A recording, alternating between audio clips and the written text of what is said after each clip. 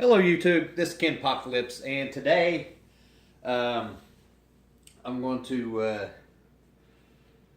review the Vizio M series 65-inch class. I know you can't pick it up on my camera. I'm having to use my front-facing camera, like to take selfies and stuff, because my rear-facing camera is there's something wrong with it. So I apologize for the way it looks. Anyway, I'm showing Marvel's Guardians of the Galaxy. This is part 2, of course. And the menu at the top, I apologize for that. That's actually from my Samsung UHD player. But this TV has a lot of good features. And it's big. I mean, it's 65-inch. I mean, you don't really get too much bigger than a 65-inch unless you go with a 75 or 80. But really, honestly, who can afford that? And I stopped at this scene in particular because of the peak brightness. And a lot of people misconstrue what peak brightness is. Peak brightness is not the peak brightness of the entire screen. The peak brightness is the points of the screen that can illuminate the brightest. Like you see that sunset over there. That's probably, I'd say that's probably 300 nits. It doesn't sound very bright, but I mean, it is. It really is. But this TV has a max peak set of 768 at a 10% window, and it's only 560 sustained at a 10% window, which is really good. A lot of people, they look at nits and they're like, well, it ain't bright because the nits ain't over 1,000 and stuff like that. I'll tell you right now, I mean, it's bullshit. Because I've looked at videos and watched videos, and I've watched on my UHD player and everything. The amount of nits it takes to illuminate the screen is only 130. Okay, anywhere up from 130 is the sections of the screen that can get like 500 nits, 300 nits, 200 nits. Yeah, there are some TVs like the Sony QLED series that can get over 1,000 nits, but not on HDR. 1,000 nits on standard definition television, not HDR.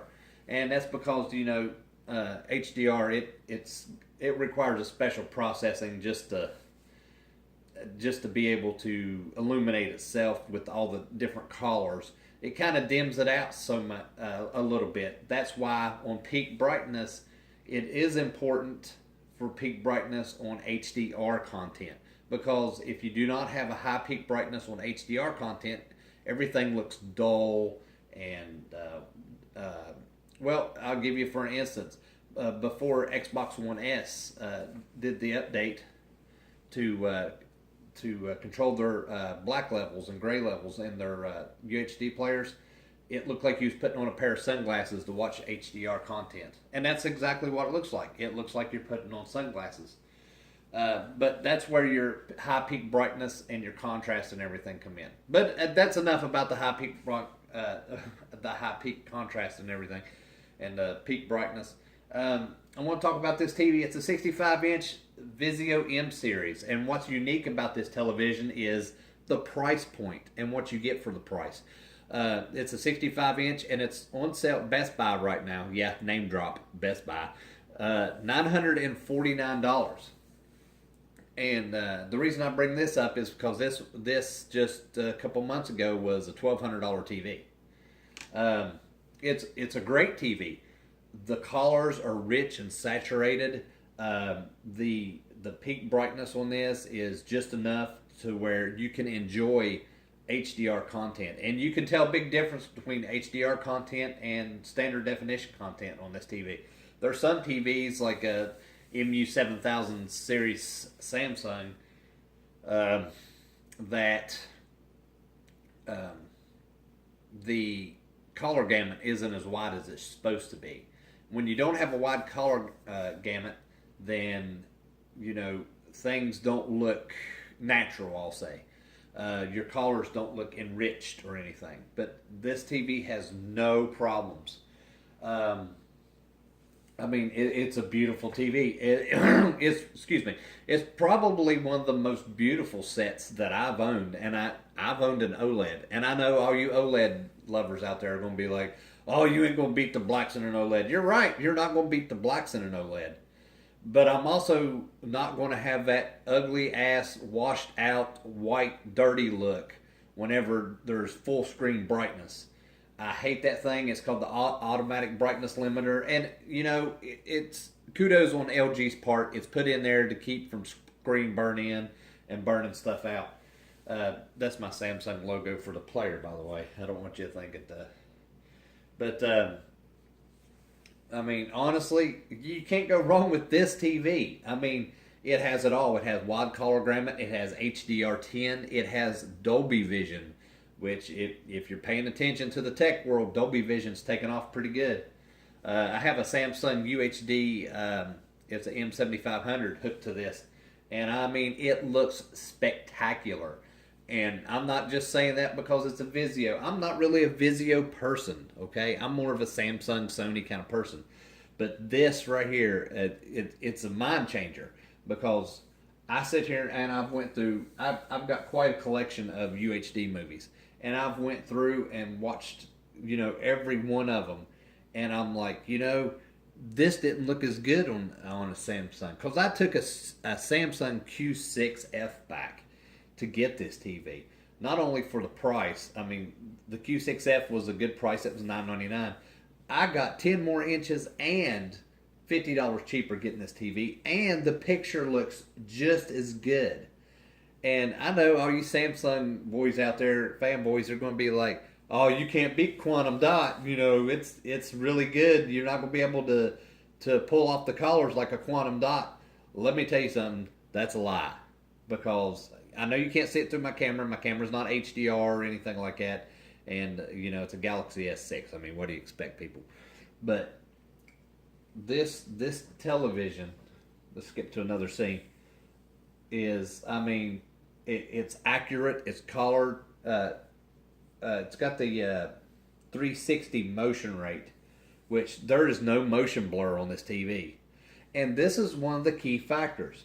The blacks are black. Like, you look at the bottom of my screen, there is no haloing at all. Look at the top of my screen, there is no haloing. There's no fading of the picture.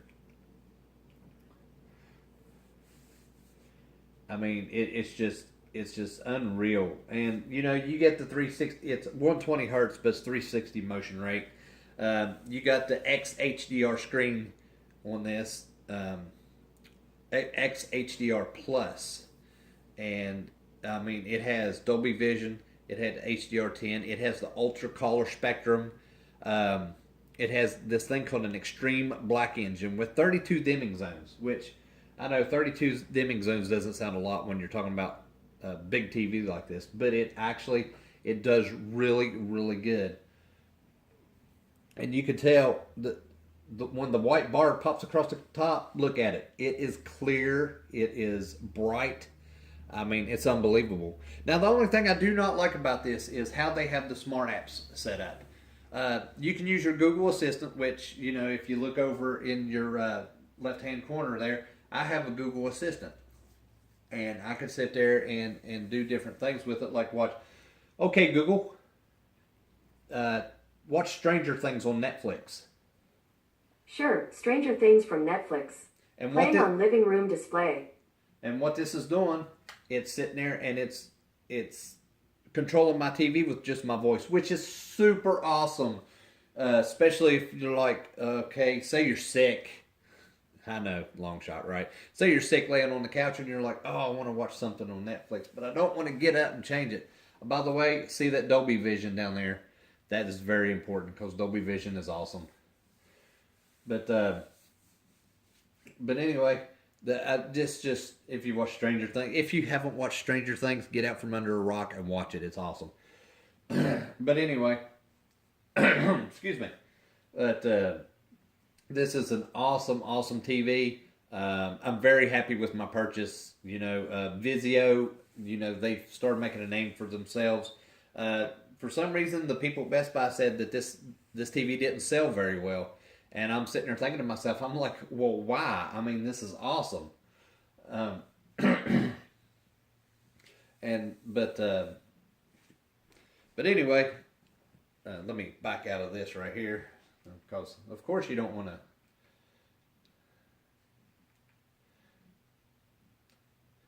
get that copyright. You know what I'm saying?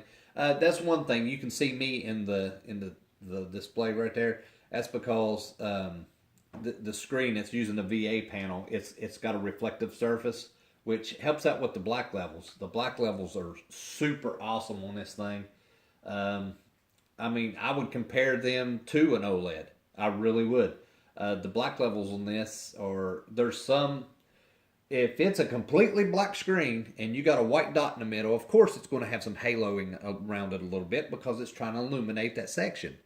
But what I'm trying to get at is if you're watching UHD Blu-ray, if you're watching a movie like this, um, it's just it's hard to explain the detail and the richness. I mean, look at this collar. I mean, let that get off the top there.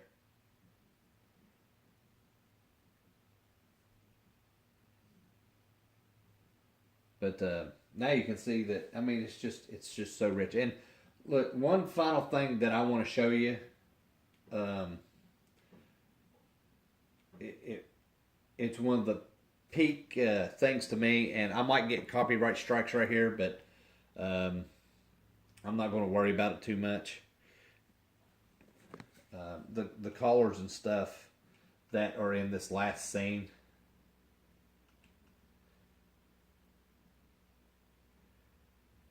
And let me get to it here. I apologize.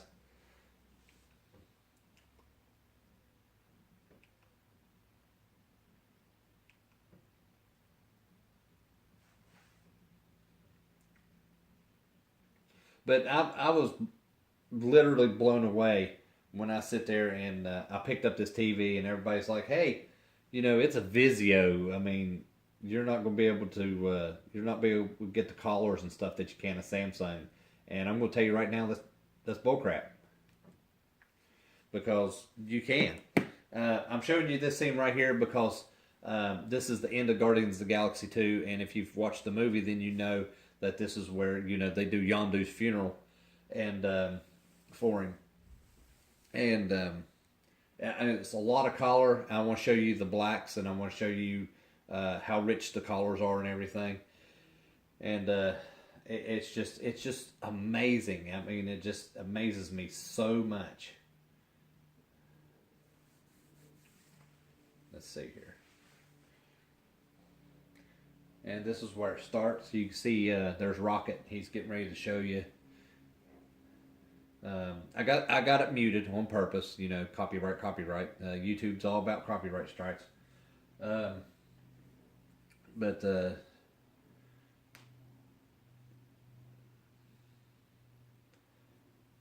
see all the ships in the background, and you can see the blacks are black, the grays, the greens. Groot, he's brown with a little bit of green on his head. But I mean, look at that. I mean, that's beautiful, and it's just the colors are. I know you can't see it through my camera, but it's just a beautiful, beautiful picture. Anyway, let me go ahead and pause it there. But anyway, I just want to give you a little bit of review. Actually, I'm going to carry this on for a minute because I didn't even show you the settings. You got vivid, you got the backlight. I got my backlight set at 100, the brightness at 50, contrast at 60. Color at 75. I love my color. No tint, of course. Sharpness at 40. More picture options. This is what I was talking about, that extreme black engine. The extreme black engine just does so much for this picture. Color space is always on auto. Clear action, I have it off because sometimes it'll judder. But the pure cinema is on, which kind of smooths it out. You can do your own color calibrations and stuff like that. Another thing is your audio. I always turn my surround off so I can go to my equalizer, and I got it set on dynamic, which sounds superb. Your input settings, you can go in here and you can label your own input settings of how you want to label them. And that's what I did: UHD, Blu-ray, or Spectrum, and my PlayStation 4. And this is where you go to do your updates and everything, your power mode, your quick start. You can label your stuff, and this is where you can update and power cycle. I mean, it's basic. It's basic settings for a basic TV, but it has a high-end quality picture, and that's what blows me away. But anyway, you can get one, form your own opinions, take it back, whatever you want to do. I'm going to keep this one for a while. I really enjoy it. It's big, it's clear. You wouldn't think something this big with only 32 dimming zones would be as crystal clear as it is, but it is. The picture is excellent. I cannot stress that enough. The picture is, it's well worth the money. This is a $1,600 picture for $949. But anyway, this is Apocalypse. Hit that like button, subscribe to my channel, and share my videos. And I'll see you next time. Thank you.